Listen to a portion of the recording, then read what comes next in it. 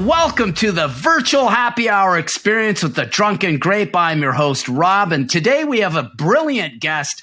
I always love wine professionals. He's a fellow wine professional. He is a food professional. He is a chef. He is very health conscious. He's also a great motivator and a figure of great inspiration, especially on social media. He's made a huge impact in a short period of time.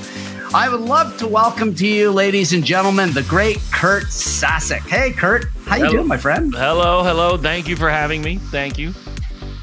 Doing very well. Yeah, no, it's always a pleasure.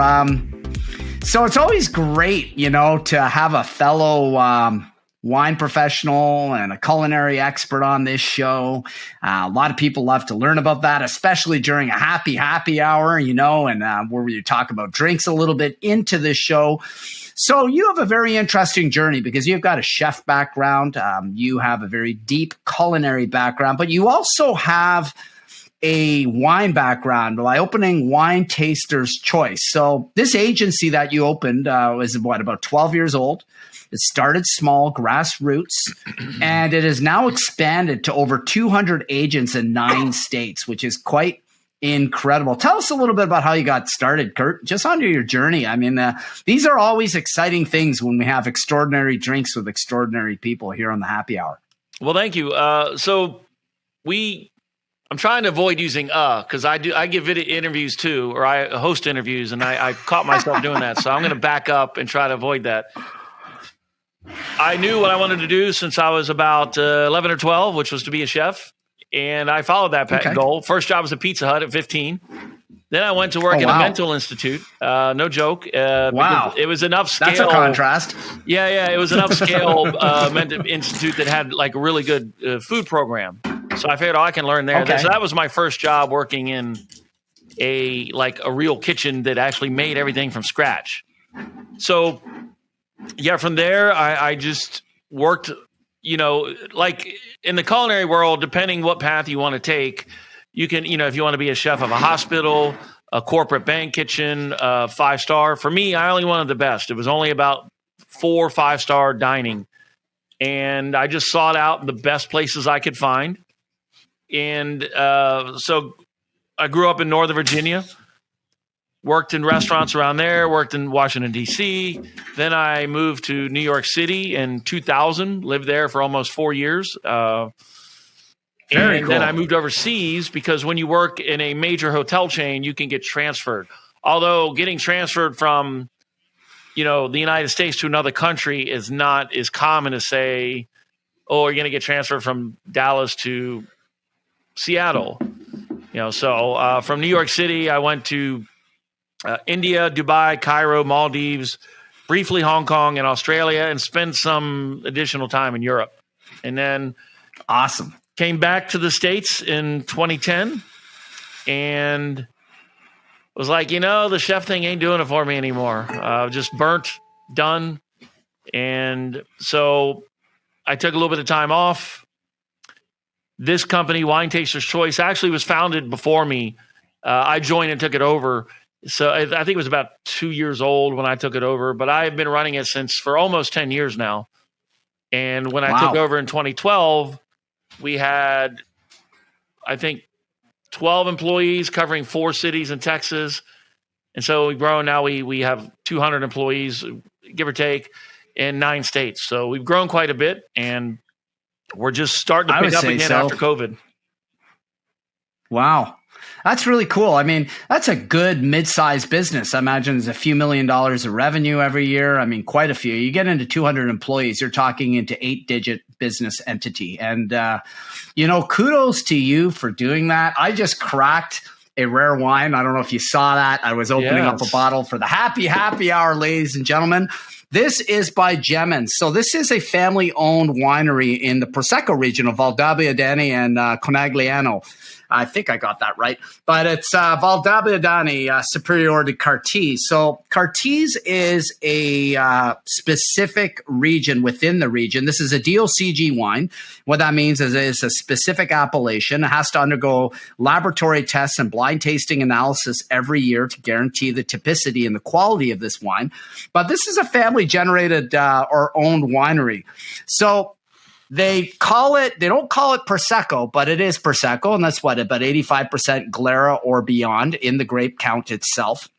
They can have other additives in there, but it has to be at least 85%. Usually at this stage, it's 100% Glera, which is a high acid, citrusy, fruity type of grape. Wonderful aromatics, lends itself to sparkling wine with the Charmat or the Martinotti method, the tank method of fermentation. So, for anyone lost there, the difference between Prosecco and Champagne is it does not go through a second fermentation and bottle, which adds to the cost of Champagne. But these are lovely wines. They're fruity, they're zesty. I noted really strong hints of apple and pear when I cracked it. Literally while we were talking, I had the wine over here on the counter. I could smell it. So the effervescence carries a lot of flavor notes, and I like open-faced wine glasses for tasting because you can really open up the aromatics. I'm pretty sure you're familiar with that too. I know you're on a health watch right now, so you're not drinking with us today, and I commend you for that. For the viewers, Kurt has really whipped himself in shape. We've all slipped during COVID. When you mentioned you lost about 40 pounds, which is incredible, which is going to lead me into my next part in the segue. You've built this whole wine apparatus, this business up, but you're also brilliant in food. I love what you're doing on LinkedIn and social media with your posts on healthy eating. Talk to us a bit about your healthy eating plan because, going back to Dubai and working in Hong Kong, and you were in Australia and traveled much of the world. I worked in the cruise line industry, so I've been to a lot of those places, and I've traveled a lot too. And I can definitely sympathize with you. The chef path, I hope certain things get fixed with the pandemic. One of them's hospitality. A lot of the pay is low in a lot of parts of the industry, and they overwork people to the bone. And even at the highest levels of culinary, you're a chef. Chefs get paid well. 6-digit incomes, treated really well, but the burnout rate is monstrous, especially if you move up into what you were doing in the high star level and getting into Michelin ranked restaurants. It's not uncommon to have 12 to 16 hour days, 6-7 days a week. And the sacrifice and the toll is massive. And I have a feeling this is what led your path to much healthier living. Well, yeah, I just got burned out, and I went through a little period where I didn't know what I wanted to do. So, this job actually that I'm in now kind of fell into my lap to some degree. And it's been great because I work from home, although I'm often out seeing clients. But so, yes, I think sometimes in life, because I didn't want to give up the chef business, even though I was burned out and I wasn't happy anymore. I had a great career, but I didn't know what I wanted. And just got burned out, which is, not uncommon for somebody in their 40s, midlife crisis, whatever you want to call it. And so, I think sometimes if you don't listen to the universe, something will come along and it'll whack you over the head. And that's how it was for me. That's true. Yeah. And so I ended up with this, and it's been great because it has allowed me to live a healthier lifestyle. And, because in the kitchen, as my first mentor once told me, when your love is food, you will ultimately be unfair to the one you love because of the demands the chef profession places on you. Now, granted, that also depends on where you work. Because if you're like a corporate chef at a, like say at a corporate dining room for a bank or something, you can work Monday to Friday, 6 to 4 or something like that and have a regular life, so to speak. But the higher, the nicer places, you're going to have to work more because the intensity and it will never be the same when the chef is not there. So you have to be there at all times to make sure that, everybody has that same drive because look, nobody will match your intensity. So if you want everybody to go, so if you're going 90 miles an hour, for lack of a better way to put it, everybody else is going to be doing 75. So you have to, so if you want people to do 90, you need to be doing 120.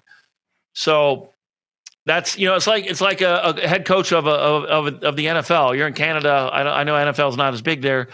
But, it's pretty big here, though. Oh, okay. Go Niners. Okay. My mistake. But, NFL coaches, they're notorious for working insane hours like chefs. And again, it's what the industry requires because, like you said about COVID with people not wanting to come back to the industry because of low pay and stuff, that is true. But I don't know how some of these things are going to change because, again, you know, you can, you know, chefs can work 5 days a week, but it's just not going to be the same. You got to be there. So you have to be married to your work. for the nicer establishments for a chef, that is.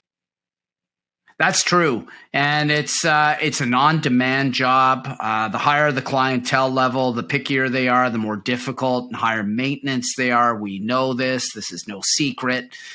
You know, somebody spending $400, $500, $600 a plate is going to be picky. They have certain expectations. Often these are A-type personalities coming in, so that adds to the fire and the fuel. And, you know, it really makes me think we're blessed in a sense. You know, I went virtual and virtual tasting parties, you know, and they have huge benefits, obviously. You can reduce time. There's no corporate travel. You kill the commute. It's borderless engagement, just to name some highlights. And I saw what my friends went through in the pandemic. My trajectory went like this, and I'm sure yours did too, because there was a lot of things you could still conduct online. But brick and mortar businesses are tough, and they are tough because you own a restaurant, you own a bar. Even as the owner, you never fully get away with it. I watch some of my good friends. One of my best friends owns a successful pub, just about, I would say it's sort of 40 miles southwest of Ottawa, something to that effect. And you just see how hard they work. And even when they're away, they're not away. On a day off, where we'll be watching Sunday football. It's funny that you watch the NFL. We're all huge fans of the NFL, my friends and I. And he'll get calls just to ask him quick questions right in the middle of a game on what's going on. There's trouble at the bar. And you never really break free from it. And you know, it takes a certain iron will to get away from something and pivot and change, which you obviously did. And I think that takes a lot of inner courage and takes a lot of knowing yourself, because we've seen the other road of chefs. You know, chefs, it's an industry where often people die early. There's substance abuse. There's alcoholism that gets into the picture. And you can see why. I mean, you're working 16 hours a day. You're away from your wife or your loved ones. You never see them. The only people you see are the people in the kitchen and your customers all the time, and the food in front of you. And that gets to be, I imagine, very stressful and daunting. You know, it's weird. I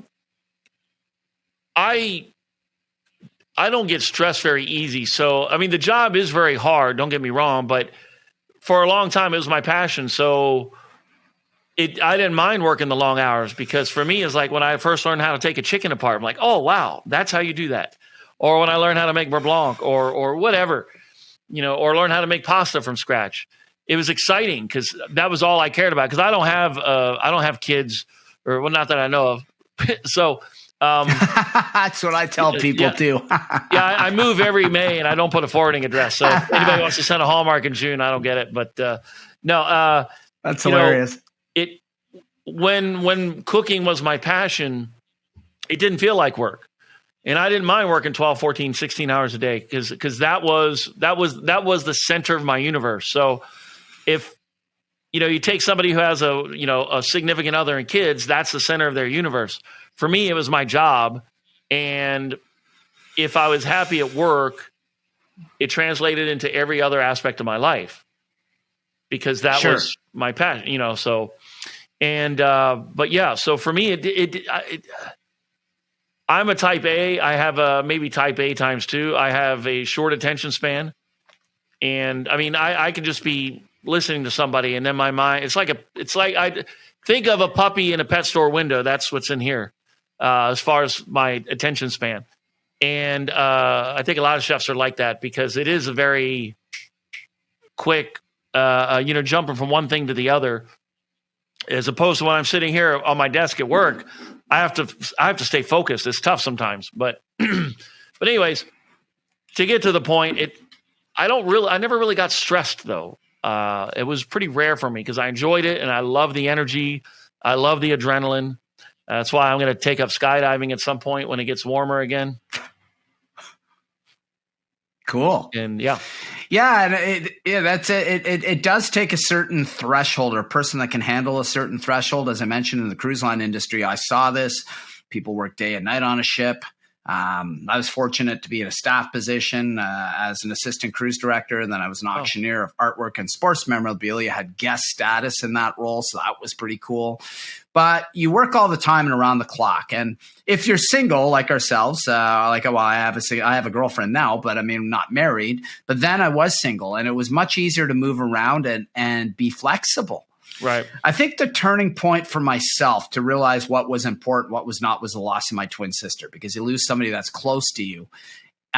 It changes you. And, it's easier and easier to talk about this now as it's been getting on 2.5 years since she passed. But it makes you realize that time waits for nothing, and we might as well maximize it and do things we love doing and get into roles that we love engaging in. And for the viewers watching this, make sure to subscribe, like, share this channel, comment on the content below. We're going to have Kurt's details of how to reach out, connect with him in the show notes, in the description of this show. But having said all that, it is important to tap into what drives you. And it seems that you've got this wine business that clearly you love doing. You're good at it. And you have the whole healthy food aspect because you love sharing your culinary journey with people too. And I'm sorry, you kind of broke up there. No, I was just to say you love sharing your culinary journey with people too, as well as your enthusiasm for the wine business. Like, you've carried your enthusiasm much more into the world of entrepreneurship. You've pivoted into a pretty interesting future. Oh, thank you. Prior to the pandemic, I was hardly on LinkedIn, maybe 4 times in 5 years. And I didn't really even understand content marketing or how to use social media and so on and so forth. So, the pandemic, I don't know what specifically sparked my interest, but I just started going on LinkedIn more. And then as I spent more time on LinkedIn, I realized what people were doing. But everybody's just sharing their knowledge.